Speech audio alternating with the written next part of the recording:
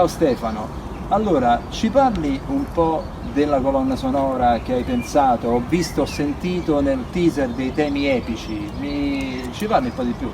Sì, il tema epico perché mi sono rifatto praticamente ai tamburini del corteo. I tamburini del corteo quindi sono una sorta di suonatori di tamburi che percorrono le strade di Orvieto e eseguono un ritmo piuttosto incalzante e che dà proprio il ritmo al corteo, alla camminata del corteo. Ma tu hai registrato proprio loro o ti sei rifatto Sì, alla loro figura ritmica? Ho registrato la loro figura ritmica come meglio potevo, quindi con strumenti di fortuna, anche perché c'era il brusio della gente, che comunque anche quello fa il suo.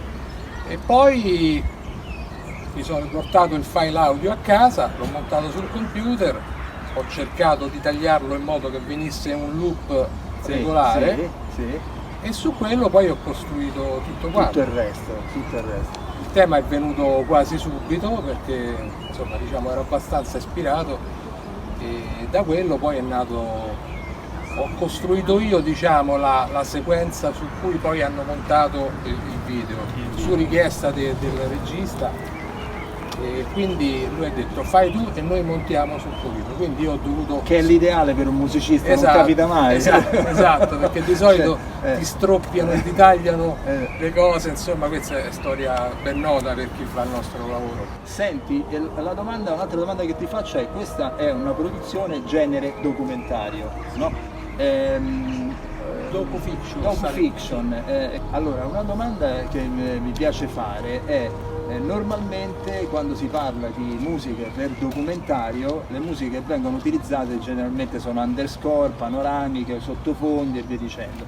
Invece io ho visto che con questa produzione insomma si cerca di fare una musica autorale e ti si è dato anche lo spazio per farlo. Secondo te perché sta cambiando qualche cosa nell'estetica dei documentari o è questa situazione qui?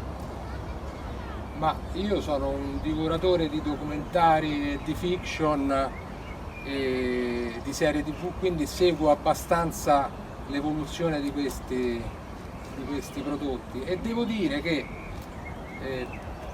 contrariamente a quello che succede contemporaneamente, che si stanno creando molte library di musica già confezionata che poi viene comprata, io è una cosa che non approvo particolarmente, perché la musica secondo me è importantissima per le immagini, per cui comprare una musica già fatta significa adattarsi a quello che c'è. Invece io preferisco lavorare ogni singolo fotogramma laddove è possibile, ogni scena, accentuare tutte i sync, ecco sì, esattamente.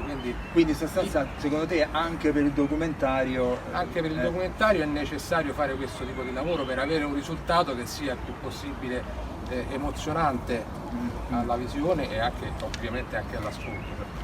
Allora, ho sentito molti musicisti, come è cambiato però dal punto di vista proprio del lavoro musicale la quarantena e il post quarantena?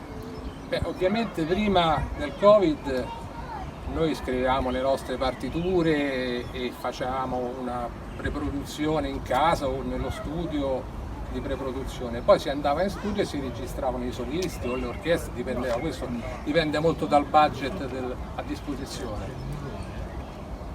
Dal momento in cui è entrato in azione diciamo, il lockdown è cambiato tutto, cioè praticamente si continua a lavorare in preproduzione a casa, però poi bisogna lavorare con quei musicisti che sono attrezzati a loro volta a casa per potersi registrare, che so, le parti di violini, archi, quindi è cambiato in questo senso. Non tutti i musicisti sono attrezzati. Non tutti, purtroppo, non tutti sono attrezzati in questo senso e ti dirò di più, c'è stata una vendita pazzesca di microfoni USB, non si trovano più.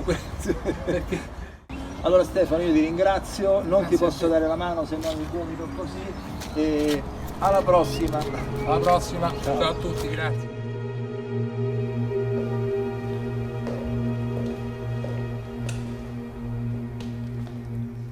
da sempre.